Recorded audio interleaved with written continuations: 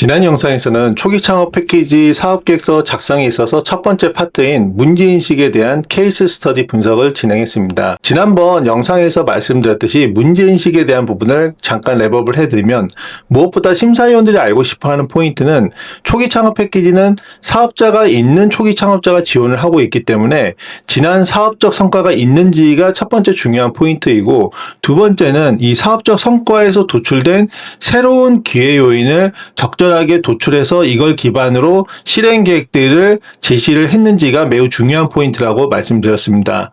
실제로 그 케이스 스터디 분석을 해보면 지난번 보여드렸던 예시에서 이 팀은 첫 번째 단계에서 현재의 사업 모델이 무엇인지를 제시하고, 그리고 두 번째 단계에서는 초기 창업 패키지를 통해서 어떠한 기술 요소를 가미해서 비즈니스 모델을 고도화할 것인지에 대한 계획들을 제시하고 있다라는 부분들이 매우 중요한 포인트였고, 그리고 본인들이 기존에 했던 사업 추진 이력들을 통해서 시장과 고객 검증, 그리고 운영 자금 확보, 서비스 런칭, 그리고 기술 R&D, 런칭 성과, 이 5가지 카테고리에 있어서 본인들이 해왔던 성과들이 무엇인지를 구체적으로 잘 제시했다라는 부분이 심사위원들이 봤을 때 매우 긍정적인 포인트로 작용했다라는 부분을 설명드렸습니다.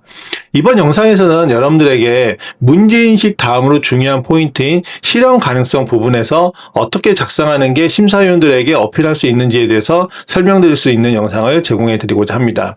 무엇보다 이 실현 가능성에 대한 작성 템플릿의 내용들을 보면은 보시다시피 아이디어를 제품과 서비스로 개발 또는 구체화하고자 하는 계획, 그리고 두 번째로는 개발 창업 아이템의 기능과 성능의 차별성 및 경쟁력 확보 방안, 그리고 보시는 것과 같이 정부 지원 사업비와 자기부담 사업비의 집행 계획과 사업 추진 일정을 구체적으로 제시하는 게 여기에 이 템플릿에 담겨져야 할 내용인데요. 무엇보다 이 템플릿에 있어서 이 테이블은 정해져 있지만 여기 비어있는 이 영역을 과연 어떻게 채워 넣는 게 심사위원들이 봤을 때 여러분들의 사업 아이템을 경쟁력 있게 볼 것인지에 대한 부분들에 있어서 여러분들이 많이 궁금해 하실 건데요. 한번 예시를 살펴보고 가도록 하겠습니다. 무엇보다 심사위원들이 이 실현 가능성에서 알고 싶어하는 포인트를 굳이 4가지를 정리를 하자면, 첫 번째는 개발 계획의 구체성, 두 번째는 경쟁사와의 차별화, 세 번째는 사업 추진 일정, 마지막으로는 사업비 집행 계획인데, 저는 이 중에서 가장 중요한 거는 무엇보다 개발 계획의 구체성이라고 단언코 여러분들에게 강조할 수 있을 것 같습니다. 이 개발 계획의 구체성은 무엇보다 앞서 여러분들이 문제인식에서 제시했던 기회 요인들을 가지고 만들겠다는 이 해결 방안을 과연 이 팀이 진짜 만들어낼 수 있는가를 판단하는 영역이기 때문에 여러분들이 개발 계획의 구체성을 다음과 같이 2가지를 포함을 해서 보여주는 게 매우 좋습니다. 실제로 합격팀들의 공통적인 내용들을 보면은 다음과 같이 이 2가지 핵심 전략이 반영되어 있는데요. 첫 번째는 우리가 개발하고자 하는 내용들이 어떤 단계들로 이루어져 있는지에 대한 이 프로세스로 쪼개고 이거를 시각화해서 보여주는 게 매우 중요하고요. 두 번째로는 개발 실체가 정말 있는지에 대해서 정확하게 내용들을 보여주는 게 필요합니다. 예를 들어서 사용자의 인터페이스와 관련된 UI, UX, 그리고 R&D 아이템과 같은 경우에는 실험 결과값이 있는지를 정확하게 보여주는 게 중요합니다. 예시를 한번 살펴볼 수 있도록 하겠습니다. 자, 이 팀은 앞서 문제인식에서 레벨 PT와 게임 PT라는 해결 방안들을 다음과 같이 도출을 하고, 레벨 PT는 게이머들의 능력 분석 도구, 그리고 게임 PT는 스포츠 코칭 플랫폼으로 포지셔닝을 하면 본인들이 앞서 정의했던 문제인식을 다음과 같은 기술 기반의 해결 방안들을 제시하는 걸로 개발 계획의 기본적인 개요들을 다시 한번 랩업을 해서 심사위원들에게 제시를 하고 있습니다.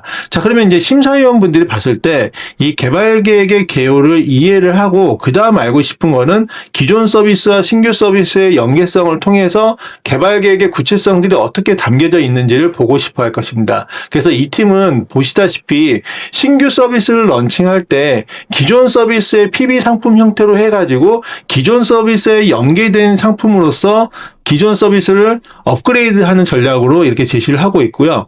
그렇게 하기 위해서 본인들이 이처럼 기존 서비스의 고객들이 어떤 식으로 우리 서비스를 이용하고 있는지를 이처럼 프로세스 단위로 쪼개가지고 증거 기반으로 본인들이 어떻게 서비스를 제공하고 있는지를 이미지와 내용들로 이렇게 담겨서 심사위원들에게 어필하고 있는 부분들이 매우 좋습니다. 그리고 중간중간에 본인들이 현재 어떻게 고객들이 참여하고 있는지도 보여줌으로써 사업적 성과들이 있다라는 것도 은연중에 강조하는 포인트들도 매우 잘 되어 있죠. 그리고 이러한 내용들을 쭉 보면은 본인들이 신규 서비스를 접목을 했을 때 기존 서비스와 연계를 해가지고 고객 관점에서 봤을 때 어떻게 이 서비스를 이용할 수 있는지에 대한 이 서비스 플로우를 이렇게 프로세스 레벨로 쪼개가지고 제시하고 있다라는 부분들, 그리고 여기에 보면은 시간과 그리고 가격들을 제시를 해줌으로써 본인들이 기존에 해왔던 사업적 성과들이 녹여져서 이렇게 신규 서비스에 들어가고 있다는 부분들이 매우 잘 제시되어 있는 부분이라고 볼 수 있겠습니다.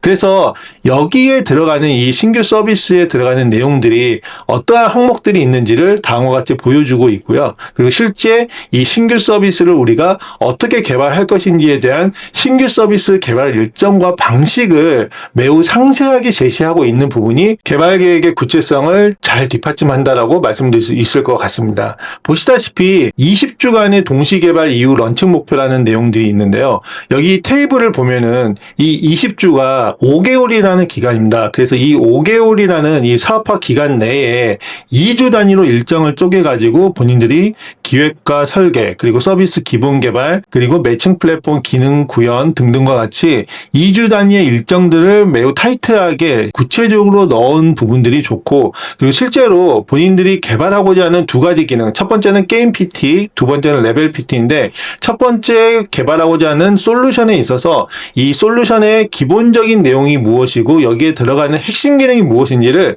매우 디테일하게 정리하고 이거를 뒷받침하는 이제 수익 모델까지 내용들을 반영한 부분도 잘 제시된 내용이고요. 그 다음 이제 레벨 PT의 내용들은 보시다시피 어떠한 화면으로 본인들이 이거를 구현할 것인지에 대한 최종 엔딩 픽처에 대한 내용들을 이렇게 이미지 중심으로 보여주고 있다라는 부분들, 그리고 핵심 기능에 대해서 보시다시피 서비스 개요와 각각에 들어가는 기능들, 그리고 이걸로 통해서 어떠한 수익 모델들이 가능한지를 상세하게 제시한 부분도 좋고, 그 다음으로는 본인들이 개발하고자 하는 이 기술이 다른 대체제들과 또는 경쟁사들과 어떠한 차별화 포인트를 갖고 있는지를 비교 우위를 중심으로 이렇게 잘 제시한 것도 좋습니다.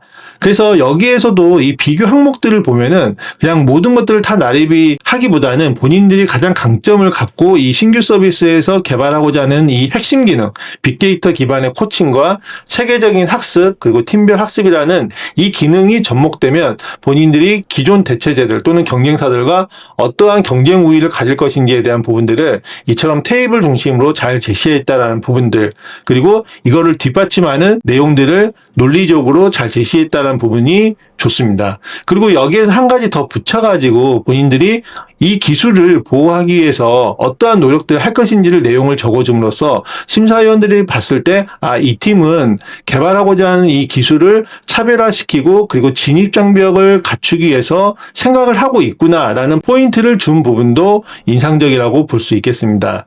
그리고 다음과 같이 사업 추진 일정을 협약 기간 내에 어떻게 할 것인지에 대해서 작성한 부분들, 그리고 사업비 집행 계획에서는 각각의 항목별로 얼마를 쓸 것인지에 대해서 작성한 내용들이 있는데요. 저는 이 사업비 집행 계획은 여러분들이 이렇게 7천만 원이라는 금액을 만약에 정부 지원금에 썼을 때 인건비 또는 뭐 다른 영역에서 너무 과다하게 책정하는 것은 보기 좋지 않기 때문에 적정 수준에서 작성하시는 것을 저는 추천드리겠습니다. 물론 사업적 목적으로 인해서 꼭 과다하게 써야 되는 경우들이 있을 수도 있는데, 그거는 이제 여러분들이 발표 심사나 또는 이 사업 계획서 내에 왜 이거를 이렇게 써야 되는지가 충분히 설득이 된다라고 한다면 그것도 충분히 심사위원들이 승인을 해주기 때문에 여러분들이 이 사업 계획서는 여러분들 사업 목적에 정말로 충실하게 작성을 해주시는 거를 추천드리겠습니다. 그리고 여러분들이 이제 곧 발표 자료 준비를 해야 되잖아요. 그래서 제가 여러분들에게 젠스파크로 PSST 발표 자료에 대한